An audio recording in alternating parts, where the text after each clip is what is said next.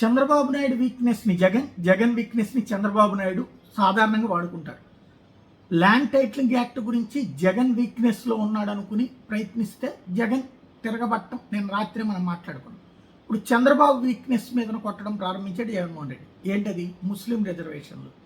Bharatiya Janata party జాతీయ స్థాయిలో అయితే ముస్లిం రిజర్వేషన్లకు వ్యతిరేకం. ఆల్రెడీ సుప్రీంకోర్టులో మేము అప్పీల్ అవుతాం. ఆంధ్రప్రదేశ్, తెలంగాణ, కర్ణాటకల్లో ముస్లిం రిజర్వేషన్స్ అంశానికి కూడా వ్యతిరేకంగా తమ తరపున వాదనలు వినిపించబోతున్నారు రాజ్యాంగ ధర్మాసనం ముందు. అది క్లియర్. అదే మొక్క అమిత్ షా దగ్గర నుంచి, నరేంద్ర మోడీ దగ్గర నుంచి అందరూ చెప్తున్నారు. అది చంద్రబాబు నాయుడికి పెద్ద సమస్య. ఇక్కడ మాత్రం అది రానియకుండా ఈనాడు, ఆంధ్రజ్యోతి, టీవీ5, మా టీవీ, ఏబిఎన్, ఈటీవీ వీటిట్లో ఆపుతా వస్తున్నారు. అదే సందర్భంలో ఈవెన్ భారతీయ జనతా పార్టీ రాష్ట్ర నాయకుల చేత లేదు ముస్లిం రిజర్వేషన్లు అట్లాగే ఉంటాయని చెప్పి పురంధేశ్వర్ చేత లేకపోతే సుజనా చౌదరి చేత చెప్పిస్తున్నారు. మరి అప్పుడు తన వరకు ముస్లింలు సాటిస్ఫై చేసే ప్రయత్నం చేస్తున్నారు. చంద్రబాబు వాళ్ళతో మీటింగ్లు పెట్టి ఆ ముస్లిం నాయకుల చేత ఉపన్యాసాలు ఇప్పిస్తున్నారు.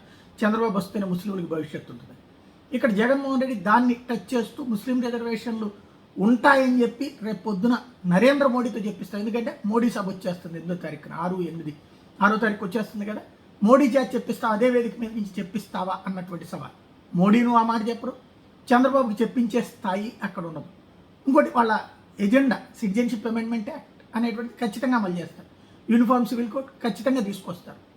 అలాంటి వాటిని ఇక్కడ నేను ఇంతకుముందే చెప్పాను కదా, అటో ఇటో తేల్చుకోవాల్సిన సందర్భం చంద్రబాబు గారు. అటు ఇటు కాకుండా 2 పడవల మీద కాళ్ళు వేయాల్సిన అవసరం లేదు.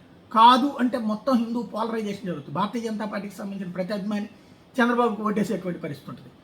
లేదు అటు ఇటు ఊగితే కనుక అప్పుడు బాబుని నార్మల్గా పాత పద్ధతిలోనే చూస్తుంటారు.